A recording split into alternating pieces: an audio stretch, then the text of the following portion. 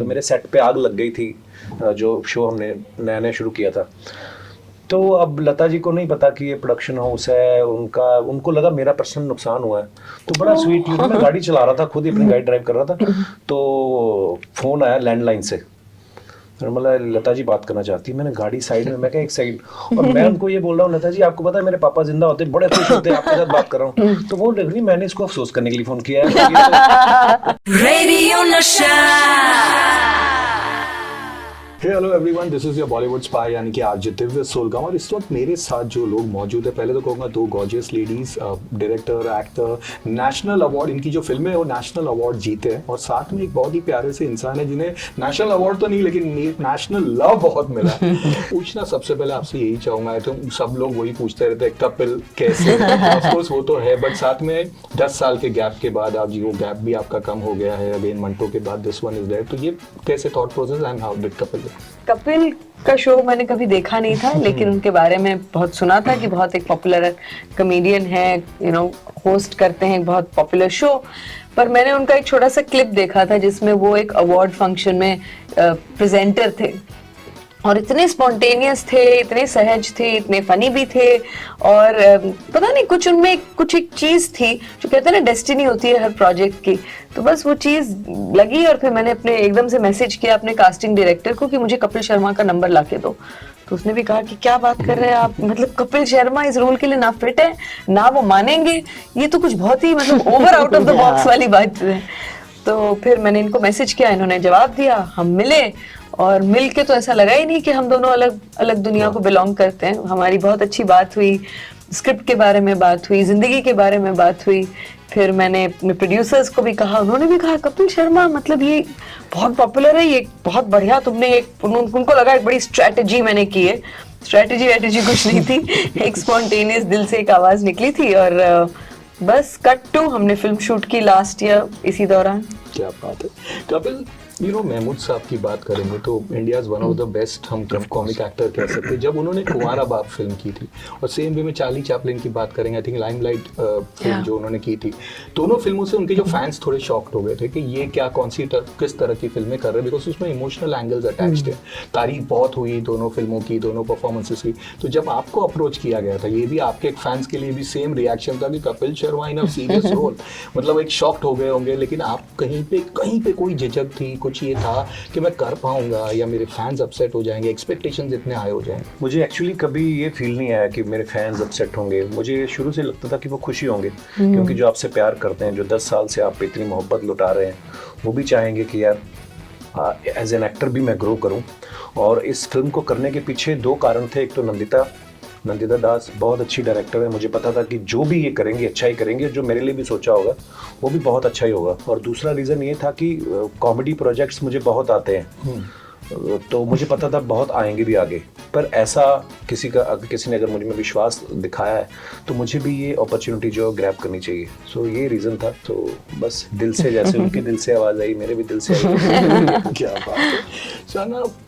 आपका भले सीरियस किस्म का रोल है, लेकिन काफ़ी फैंस ये जानना चाहते हैं कि शूटिंग के दौरान ये आपको हंसाते थे, कॉमिक एक्ट करते थे, या वहाँ पे भी बहुत सीरियस थे, वो दबा के सब रखा हुआ? अरे नहीं, हम सभी बड़े मजाकिये हैं, तो वो आई थिंक वो एक माहौल जनरली बना रहता था, और जब सीरियसनेस की जरूरत थी वो भी बना रहता था।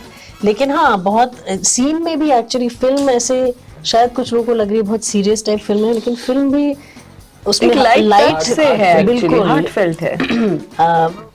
नंदिता की शायद जो पिछली फिल्में हैं उनसे हल्की है ये फिल्म इन अ सेंस, और जो भी चीजें कॉन्टेक्स्ट अलग है ना, बिल्कुल कॉन्टेक्स्ट अलग है। सीन के पहले कुछ जोक क्रैक कर दिया, कोई फनी चीज कर दिया, तो कंसंट्रेशन वो नहीं, वो तो आई थिंक हम लोग सब एक ही उसमें है कि जब कैमरा रोल होता है फिर आप मूड में आ जाते हैं, सीरियसनेस में आ जाते हैं, सीन हो जाता है, उसके बाद कट के बाद फिर हंसी मजाक चालू रहता था। But it was never. ये अजीब बात है, क्योंकि ये सवाल कई बार पूछा गया है। हाँ। क्यों ऐसा लगता है कि अच्छा आप हंसती हैं, आप सीरियस होते हैं? मतलब हम सब इंसान है ना, पहले तो हमारी जिंदगी में अलग अलग रंग हैं और वो अलग अलग तरह से आते हैं इनके काम की वजह से।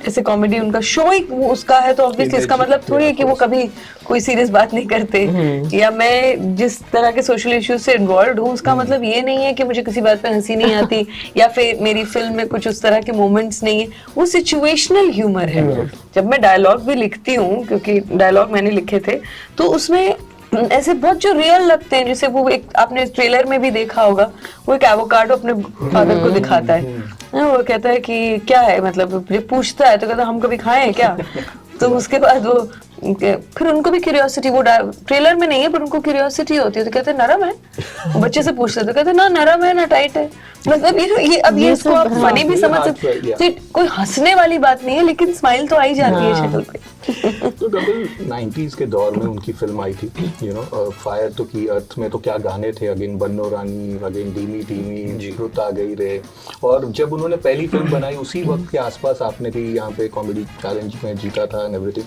तो कभी सोचा था कि आप नंदिता दास की फिल्म में एज ए हीरो काम करेंगे? जनरली मैंने नहीं सोचा था, क्योंकि मुझे लगता था कि शायद फिराक और जब एज एन एक्टर इन्होंने जो काम किया वो तो मैंने देखी थी फिल्में, जब फिराक मैंने देखी, मंटो देखी, ऑब्वियसली मन में आता कि यार मुझे शायद अगर कोई अप्रोच भी करेगा तो कॉमेडी प्रोजेक्ट के लिए करेगा, तो हाँ एक्चुअली मैंने नहीं सोचा था, पर वही जैसे मैम ने बोला जब पहली बार मिले सवाल पूछते हो उसी हिसाब से, कॉमेडी विद कपिल वाले शो में जो आ गए उनके लिए आप जो पूछते थे जी उसी तरह का ये था। हाँ और मैंने कभी नहीं सोचा था कि कभी हम साथ में काम करेंगे, पर अब मुझे लगता है कि शायद आगे चल के हम बहुत काम बिल्कुल जरूर करेंगे, क्योंकि आपकी जब ट्यूनिंग हो जाती है ना, आप समझ जाते हो एक दूसरे को, फिर आपको ये भी पता है, अभी तो उन्होंने एक कैरेक्टर लिखा, कहानी लिखी एक, और मुझे कहा इसको करने के लिए, अब मुझे लगता है कि हम एक दूसरे को इतना अच्छे से समझते हैं और साथ को डेवलप भी कर सकते हैं, मतलब हमें लगता है कि ये भी मुमकिन है। ट्रेलर में एक सीन था जब बच्ची कहती है कि सेल्फी ले लेना कस्टमर्स के साथ में तो 10 रुपए एक्स्ट्रा मिलेंगे,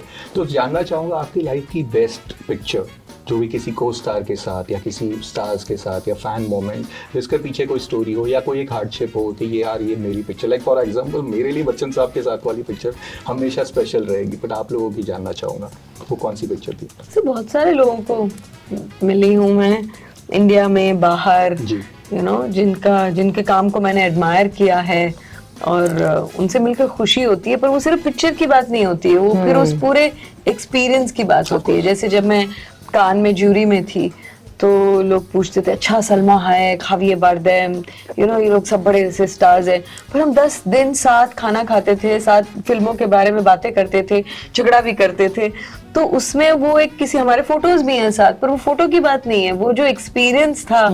और फिल्म जब आप फिल्मों को डिस्कस करते हो तो आप एक्चुअली जिंदगी के बारे में ज्यादा बात करते हो, क्योंकि सबके अलग अलग व्यूज होते हैं, वो व्यूज बनते हैं क्योंकि आपकी जिंदगी के अनुभव अलग अलग रहे हैं, तो वो सारे मजेदार चीजें थी। बेन किंग्सली को मैंने एक माराकेश में मैं ज्यूरी में थी तो उनको एक अवार्ड देना था, तो मैं सोची यार ये बेन किंग्सली जिनका हमने गांधी और कितनी और फिल्में देखी हैं, तो मतलब मैं इनको अवार्ड दे रही हूँ, मतलब मुझे ऑलमोस्ट शर्म आ रही थी, बट क्योंकि मैं ऐसे ज्यूरा दे रही थी, I was representing others. Abbas कियारोस्तामी जो ग्रेट एक ईरानियन फिल्म मेकर हैं, वो उस ज्यूरी के प्रेसिडेंट थे और उन्होंने कहा कि सबसे पहले उन्होंने माफी मांगी पूरे सारे फिल्म मेकर्स से कि मैं जो आपकी फिल्म है और हम सब आपकी फिल्में जज करने वाले हैं, सिर्फ समय जज कर सकता है। वो मुझे बात हमेशा मेरे दिल को छू गई कि कोई क्योंकि सब कुछ सब्जेक्टिव है, अभी हमारी फिल्म भी देख के कुछ लोग रिव्यूज देंगे, कुछ अच्छा कहेंगे, हो सकता है बहुत लोगों को पसंद आए, पर उससे भी ज्यादा समय डिसाइड करेगा कि इस फिल्म की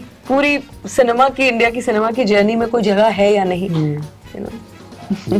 एक्चुअली जैसे मैम ने कहा बहुत सारे मोमेंट्स ऐसे होते हैं, क्योंकि हम लोग म्यूजिक का मुझे शौक है, मुझे फिल्मों का शौक है, ऐसे बहुत सारे लोग हैं जिनसे मैं मिला, मेरे लिए तो वो ड्रीम कम ट्रू वाली बात ही रही है। एक जो अगर आप जैसे आपने सवाल पूछे कि एक अगर कुछ बताना है तो मेरा जन्मदिन था और मुझे फ़ोन आया लता जी का कि हैप्पी बर्थडे, मुझे बड़ी खुशी हुई। उससे पहले भी हालांकि मेरी उनके साथ बात हो चुकी थी, पर मिला नहीं था, लेकिन तो मेरे सेट पे आग लग गई थी जो शो हमने नया शुरू किया था। तो अब लता जी को नहीं पता कि ये प्रोडक्शन हाउस है, उनको लगा मेरा पर्सनल नुकसान हुआ है, तो बड़ा स्वीट, मैं गाड़ी चला रहा था, खुद ही अपनी गाड़ी ड्राइव कर रहा था, तो फोन आया लैंडलाइन से, मतलब लता जी बात करना चाहती है। मैंने गाड़ी साइड में, मैं कहा एक सेकंड, और मैं उनको ये बोल रहा हूँ लता जी आपको पता है मेरे पापा जिंदा होते बड़े खुश होते हैं, आपके साथ बात कर रहा हूँ, तो बोल रही मैंने इसको अफसोस करने के लिए फोन किया है। फिर कट्टू थोड़े समय बाद मेरे जन्मदिन वाले दिन उनका फ़ोन आया कि आप अंधेरी लोखंडवाला में रहते हैं। मैंने कहा जी। बोलती मैं यहाँ पे आई हुई हूँ 4 बंगलो स्टूडियो, आप आ सकते हैं। मैं उनसे मिलने गया, मैं उनके पैरों में बैठ गया। उन्होंने बड़ी खूबसूरत एक घड़ी मेरे बर्थडे पे मुझे गिफ्ट की। मैं घड़ी ना वो डर के मारे लगाता ही नहीं हूँ कि कहीं उसको कोई स्क्रैच ना आ जाए, कोई ये ना हो जाए। तो वो मेरे लिए मोमेंट शायद, क्योंकि मेरे बड़े ताऊ, मेरे दादाजी, मेरे पापा, मैं खुद, हम सब लता जी के फैन रहे हैं ना, और उनके गाने तो सदियों तक चलते रहेंगे। तो वो एक मोमेंट जो है वो मेरे लिए हमेशा प्रेशियस। अभी उनकी इंतकाल से पहले उन्होंने मुझे एक बड़ा खूबसूरत दिवाली पे भेजा, सरस्वती माँ की मूर्ति छोटी, और साथ में handwritten note. These are precious memories, you know, यही चीजें होती हैं। फोटो से ज्यादा ये चीजें होती हैं। आई थिंक मेरे लिए मेरा पहला ऑडिशन जो था वो नसीरुद्दीन शाह की फिल्म के लिए, यूं होता तो क्या होता के लिए था, और वो खुद थे वहाँ पे ऑडिशन पे। अब मेरे लिए वो एक बहुत बड़ा मोमेंट था कि मेरी पहली ऑडिशन, वो भी 18-19 साल की उम्र में जाके उनसे मिलना, उनके सामने ऑडिशन देना। और मुझे याद है उस सीन में मुझे गाना था, एंड क्योंकि कैरेक्टर गाती है एक जगह पे, तो ऐसे थोड़ा हिचकिचाहट से गाना था। और मैंने बिना सोचे, क्योंकि उस जमाने में मेरे भी बचपन में टीवी नहीं था, तो मुझे पुराने गाने उनकी पिक्चराइजेशन नहीं मालूम थी, लेकिन गाने मालूम थे। तो मैंने वो गाना गाया, जिंदगी जब भी तेरी बज़्म में मिलाती है। मुझे पता नहीं था कि वो it was picturised on Naseer साहब। तो मुझे लगा, बाद में जब मुझे किसी ने बताया, मैंने कहा लगा होगा कि मैंने इम्प्रेस करने के लिए गा दिया है, कितनी चेप लग रही होंगी मैं, बट मुझे तो गाना पसंद था इसलिए मैंने गा दिया। And then to get the part and have him direct me in my first film, मतलब that was just a huge honor. And मेरे co-star भी परेश रावल थे and रत्ना पाठक शाह। तो मतलब for me that film was like my introduction to everything. In fact, your film happened because of that film. फिराक, you had seen यूं होता तो क्या होता है, शायद उसी के आसपास। हाँ, just after that। नहीं, ऐसे किस्से तो हम सबकी जिंदगी में बहुत होंगे। जब हम मिले, लाइक ओम जी के साथ मेरी कितनी सारी यादें हैं। वैसे एक्चुअली कहानी एक और भी है, जल्दी से मैं बताती हूँ। नंदिता मुझे मिली थी मेरे फादर के घर पे, क्योंकि मेरे फादर के एक बर्थडे वो मना रहे थे किसी और के साथ, और वो नंदिता की दोस्त थी। तो मेरे घर पे नंदिता दास थी suddenly at my father's birthday when I was very young. तो वो एक मोमेंट था व्हिच वाज वेरी सरप्राइजिंग। हम लोग बैठ के बात भी किए थे थोड़ी देर के लिए। Wow, so thank you guys, thank you so much, and wish you all the best for all your future ventures. Thank you so much. Yeah. Radio Nasha.